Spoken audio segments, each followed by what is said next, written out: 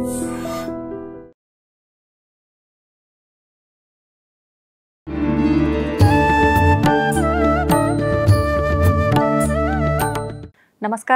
Welcome to I dream. ధర్మ మార్గం కార్యక్రమానికి స్వాగతం. నేను మీ విజిత. ప్రస్తుతం మనతో పాటు ఉన్నారు శ్రీ విద్యా ఉపాసకులు. గత కొన్ని సంవత్సరాలుగా ఎంతో మందికి ఉపాసన శిక్షణ ఇచ్చిన వారు శ్రీ శ్రీ శ్రీ గురు కరుణామయ్య గారు. ఇప్పుడు గురుగారితో మాట్లాడి మరిన్ని విషయాలు తెలుసుకుందాం. నమస్కారం గురుగారు. గురుగారు, ఫస్ట్ క్వశ్చనే శుభప్రదంగా ఉండాలని చెప్పి ఆచమనానికి సంబంధించిన క్వశ్చన్ తీసుకున్నాను గురుగారు. ఏంటి అంటే, మనం పూజలో ఆచమనం చేస్తాం. పూజ చేసేటప్పుడు అసలు ఏంటి ఆచమనానికి కల విశిష్టత ఏంటి, ఆచమనం ఎందుకు చేయాలి, దానికి సంబంధించిన విషయాలన్నీ తెలియజేయండి. ప్రాపంచికం వేరు, ఆధ్యాత్మికం వేరు. ప్రాపంచికంలో ఈ సంసారంలో ఉన్న ఎవరికైనా సరే రావణంతటి వాడు సీతాదేవి రావణాసురుడు ఏడితేరని ఒక ఘటనలో చెప్తారు. సముద్రుడి కోపం వచ్చింది. సో కించిత్ వికారాలు కలగడం సహజం. అంచేత ప్రాపంచికంలో ఉన్న మనిషి ఆధ్యాత్మికంలో ఒక సాధన చేయాలంటే కొంత సెటిల్మెంట్ టైం అవసరం. అందుకే పూజ చేసేటప్పుడు ధ్యానం అంటాడు. లలితా సహస్రనామం గబుక్కుని అసలు లలితా సహస్రనామం శ్రీమాతా శ్రీ మహారాజ్ని శ్రీమత్ సింహాద్రి. ఎందుకు ధ్యానం పెట్టారు? సింధూరాల విగ్రహం అంటే అక్కడ ఈ భర్త భార్య పిల్లలతో విసిగి వచ్చిన వాడికి మెల్లిగా ఈ ట్రాన్సిషన్ వచ్చి అమ్మవారు రూపం ధ్యానం చేసి కొంచెం అలా అలా అలా శాంతంగా ఉంటుంది. అది ధ్యానం. అలాగే ప్రాపంచికంగా ఈ కోరికలు కోరుకుంటూ ఆవేశాలతో ఇది గట్టిపడిపోయి రాయిలే అయిపోతుంది. అందుకే జడశక్తి జడాత్మిక అంటారు. నిజంగా చెప్పాలంటే అందరం జడం. ఆవిడ వచ్చినప్పుడే ఈ జడం కాస్త ఒక జీవం పోసుకుని పారుతుంది. డైనమిక్ కాదు. మనం ఆవిడ డైనమికలీ స్టాటిక్, ఆవిడ మనం స్టాటికలీ డైనమిక్. లోపల ఏం లేదు, రాయి. బయట ఓ చేతులు ఊపేస్తుంటాం, మాట్లాడేస్తూ ఉంటాం. ఆవిడ బయట ఏం మాట్లాడదు, లోపలంతా చేస్తూ సృష్టికార్యం చేస్తుంది. ఎంత తేడా ఉంది రెండింటికి, చాలా పెద్ద వ్యత్యాసం. ఈ స్టాటికల్లీ డైనమిక్ ని లోపల కూడా డైనమిక్ చేయాలంటే దాన్ని దున్నాలి. రాయి పట్టింది పొలంలో విత్తనాలు వేస్తే ఏమవుతుంది? రాయి మీద వాన పడ్డా ఒకటి, విత్తనాలు వెళ్ళినా ఒకటి, ఏం ప్రయోజనం లేదు. లోపల కోరికలు పెట్టుకుని ఆవేశాలు పెట్టుకుని వాడి మీద కోపం పెట్టుకుని శుక్లాంబరధరం విష్ణు దశవర్ణం ఏమవుతుంది భక్తి చెప్పండి? రాయిలా ఉంది. ఆ రాయిలా ఉన్నటువంటి యొక్క అవేర్నెస్, ఎరుకని నేను దున్నాలి అంటే కాస్త నీళ్లు చల్లాలి. ఇది ఈ ఎరుక 3 భాగాలుగా ఉంటుంది. వాగ్భవకూటము, కామరాజకూటము, శక్తికూటము. ఇచ్ఛాశక్తి, జ్ఞానశక్తి, క్రియాశక్తి. ఈ 3 కూటాల్లో ఉన్నటువంటి దేవతల ఆ శక్తులు తడపబడాలి. అదే చమనం అంటే తడపడం. సో ఆచమనం అంటే బాగుగా తడపడం. సో ఎవరు తాగుతున్నారు? మీరు నేను తాగట్లేదు, విజిత తాగట్లేదు, గురుకర్ణమే తాగట్లేదు.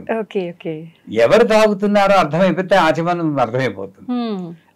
అందువల్ల ఆచమనాన్ని ముందే ముద్ర ముఖ్యం అంటారు. ఇది ఇలా పెడుతుంది. ఇది ఏమో జీవుడు.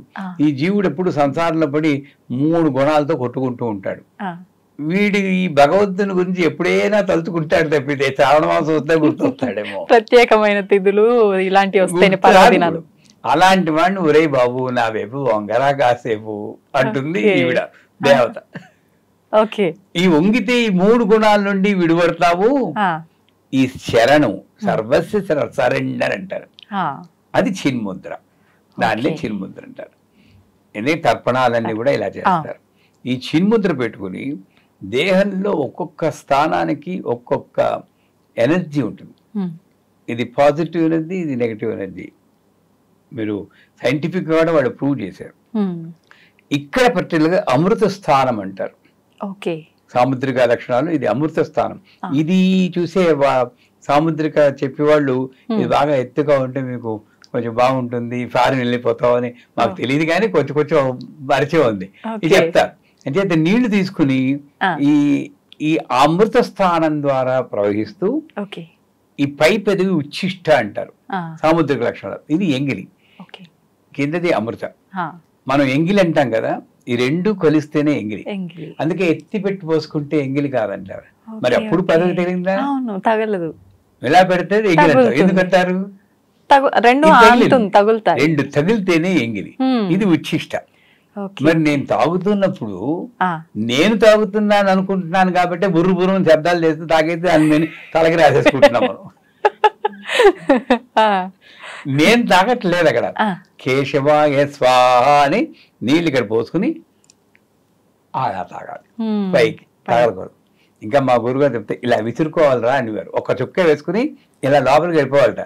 నాలుగు మీద కూడా పడకోవద్దట. అసలు డైరెక్ట్ గా గొంతులోకి వెళ్ళాలి. అంత కష్టపడకలేదు మనం.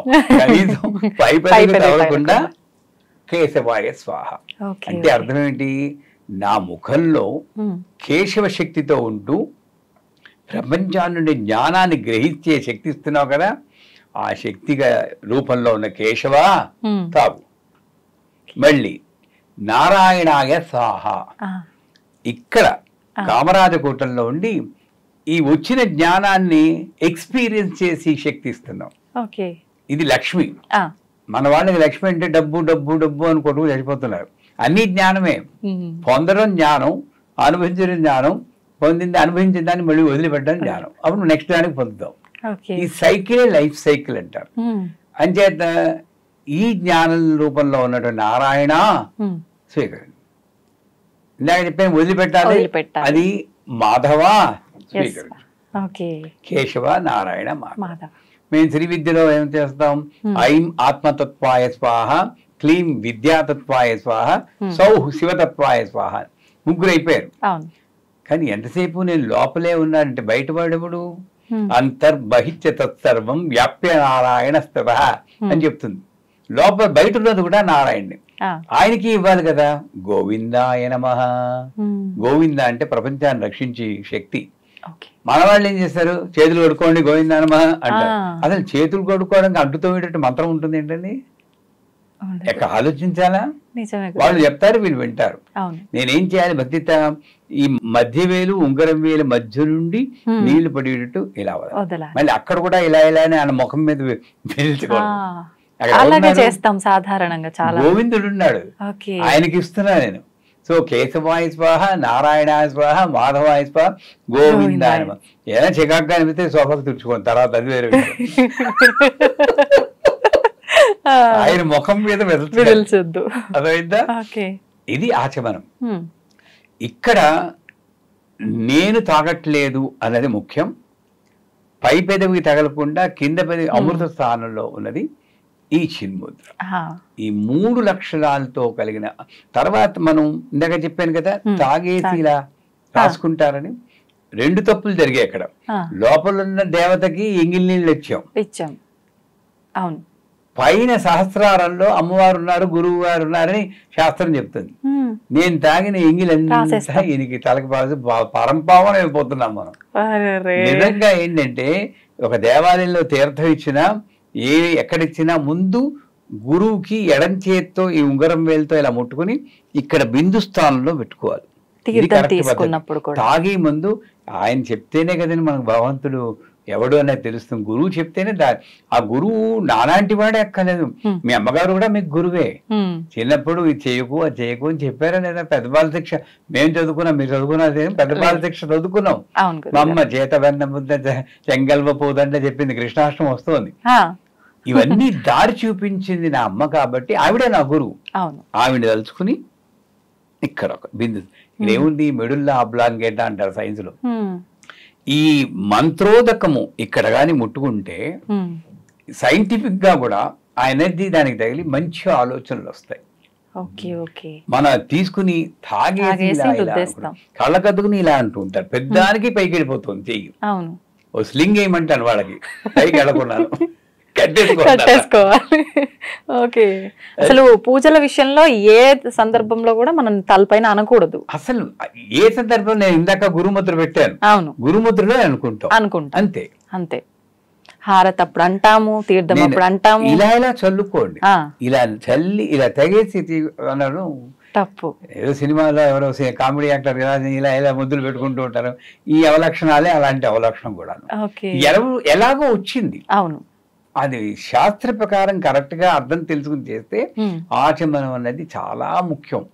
తర్పణం చేసినా, హోమం చేసినా, ఏం చేసినా సరే ఆచమనం, సంకల్పం, ప్రాణాయామం ఇవన్నీ ఒక సెట్ అన్నమాట.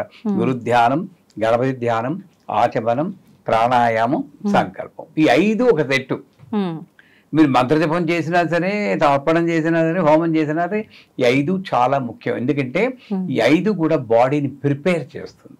ఓకే, చూడండి, చంద్రయానం వెళ్ళాలంటే వీడిని ప్రిపేర్ చేస్తారు సూట్లన్నీ వేసి. అక్కడ వాతావరణం వేరు, ఇక్కడ వాతావరణం. అలాగే దైవ సంబంధమైన వాతావరణం, సాంసారిక పరమైన వాతావరణం. అక్కడ నుండి ఇక్కడికి వచ్చినప్పుడు మరి అడ్జస్ట్ అవ్వాలంటే ఇవన్నీ ఉండాలి. ధన్యవాదాలు గురుగారు. నిజంగా చాలా మంచి విషయాలు ఎంతో అర్థవంతంగా మా అందరికీ అర్థమయ్యి మేమందరం విని పాటించే విధంగా చెప్పారు. ధన్యవాదాలు గురుగారు.